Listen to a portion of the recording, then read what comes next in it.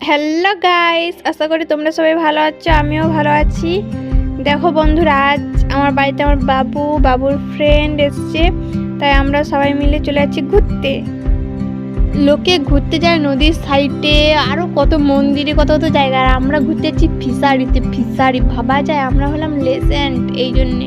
এখানে ফিশারিতে এসে দেখছি কুকুরের বাচ্চা কতগুলো দৌড়চ্ছে। বোন তাদের খেতে নিয়ে গেছে পেছনে পেছনে। হ্যাঁ, কোথায় গেছে দেখো বোন। আর আমার ভাই কুকুরের মতন বাবাচ্ছে, কুকুরে ডাক দিচ্ছে। আর এখানে এই বাবুর ফ্রেন্ড সমীরন্দা লজ্জা পাচ্ছে লতা।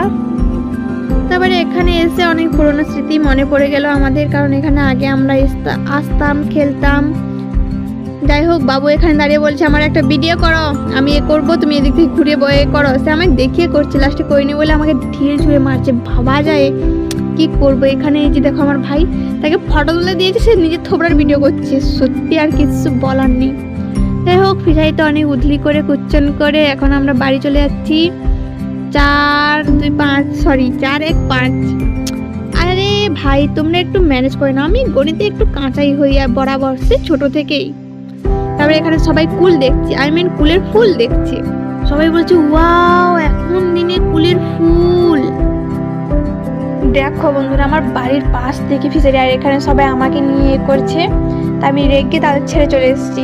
তারপরে এখানে এসে সব স্কুটি নিয়ে স্টাইল মারছে। যাই হোক, আজ এই পর্যন্ত বা